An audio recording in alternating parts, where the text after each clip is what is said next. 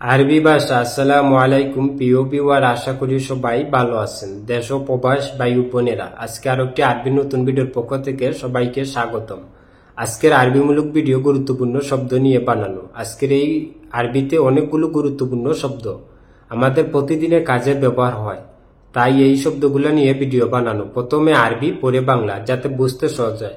তাই বন্ধুরা, ভিডিওটা না টেনে শেষ পর্যন্ত দেখুন আর আমার চ্যানেলটি সাবস্ক্রাইব করুন, পাশে থাকা বেল আইকনটি বাজিয়ে রাখুন। আমি আর বেশি কথা বলবো না, আরবি ভাষা শুরু করা যাক। এসমা কালাম এর হচ্ছে কথা শুনো। কথা শুনো আরবিতে বলে এসমা কালাম। কাজালেক এর হচ্ছে এইভাবে। এইভাবে আরবিতে বলে কাজালেক বা কিদা। গায়ের ইনসান এর হচ্ছে অমানুষ। অমানুষ আরবিতে বলে গায়ের ইনসান। ফায়দা এর হচ্ছে লাভ। লাভকে আরবিতে বলে ফায়দা। তাইয়েরা এর হচ্ছে বিমান। বিমানকে আরবিতে বলে তাইয়েরা। বিয়া এর হচ্ছে বিক্রি। বিক্রি করা আরবিতে বলে বিয়া। খাসারা এর হচ্ছে লোকসান।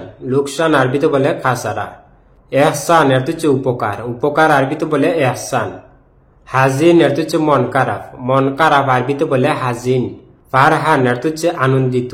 আনন্দিত আরবিতে বলে ফারহান। তাহলে আমরা শিখলাম, বিয়া এর হচ্ছে বিক্রি করা, খাসারা এর হচ্ছে লোকসান, এহসান এর হচ্ছে উপকার, হাজিন এর হচ্ছে মন খারাপ, ফারহান এর হচ্ছে আনন্দিত।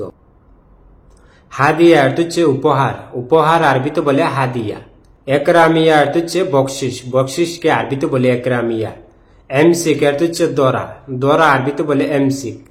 এমসিক হাদা এর হচ্ছে এটা ধরো। এটা ধরো আরবিতে বলে এমসিক হাদা। নাদি এর হচ্ছে ডাকা।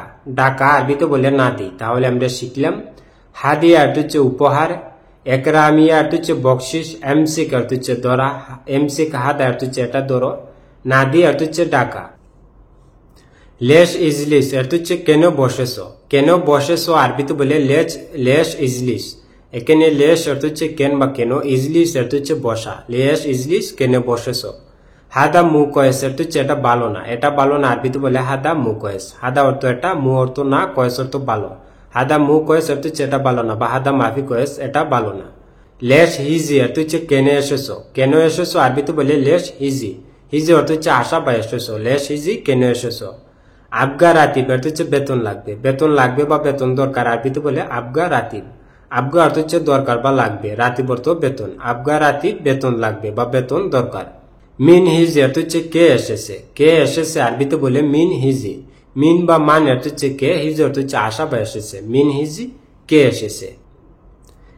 ইয়েস এবগা অর্থ হচ্ছে কি লাগবে। কি লাগবে আরবিতে বলে ইয়েস এবগা। ইয়েস অর্থ হচ্ছে কি, এবগা অর্থ লাগবে। ইয়েস এবগা কি লাগবে। মা এবগা অর্থ হচ্ছে লাগবে না। লাগবে না আরবিতে বলে মা এবগা। মা অর্থ হচ্ছে না, মা এবগা লাগবে না।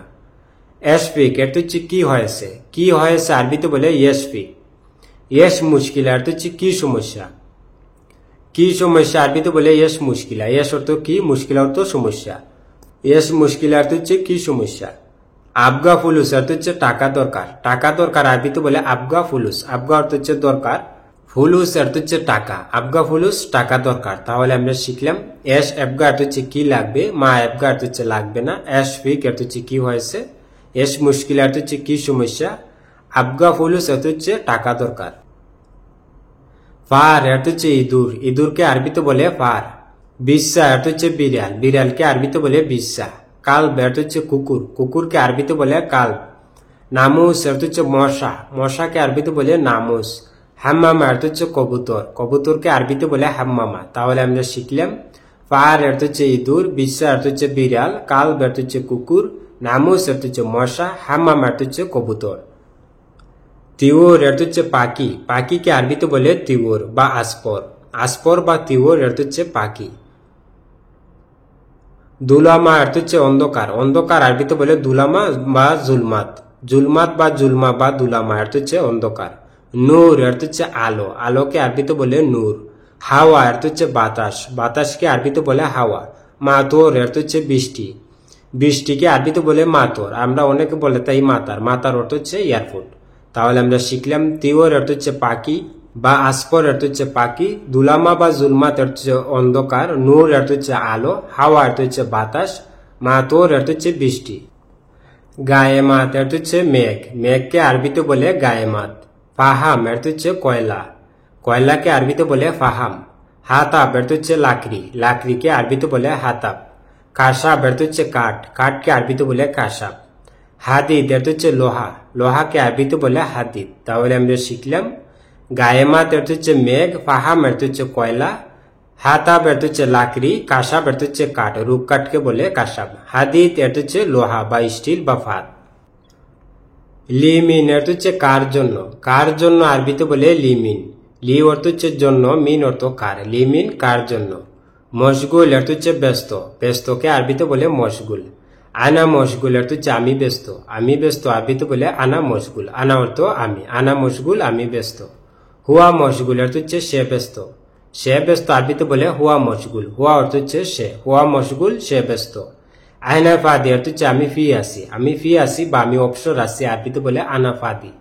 আনা অর্থ হচ্ছে আমি, ফাদি অর্থ ফি বা অবসর বা খালি। তাহলে আমরা শিখলাম আনা ফাদি অর্থ হচ্ছে আমি ফি আসি বা আমি অবসর আসি। আর কোনো সামানের ক্ষেত্রে বা পানির বোতলের ক্ষেত্রে ফাদি অর্থ খালি হবে। তাহলে আমরা শিখলাম লিমিন অর্থ হচ্ছে কার জন্য, মশগুল অর্থ হচ্ছে ব্যস্ত, আয়না মশগুল অর্থ হচ্ছে আমি ব্যস্ত, হুয়া মশগুল অর্থ হচ্ছে সে ব্যস্ত, আনা ফাদি অর্থ হচ্ছে আমি ফি আসি বা আমি অবসর আসি। ওয়াক্ত অর্থ হচ্ছে সময়, সময়কে আরবিতে বলে ওয়াক্ত বা ওয়াক্ত। সা অর্থ হচ্ছে ঘন্টা, ঘন্টা আরবিতে বলে সা। দিগিগা অর্থ হচ্ছে মিনিট, মিনিটকে আরবিতে বলে দিগিগা। সানিয়া অর্থ হচ্ছে সেকেন্ড, সেকেন্ডকে আরবিতে বলে সানিয়া।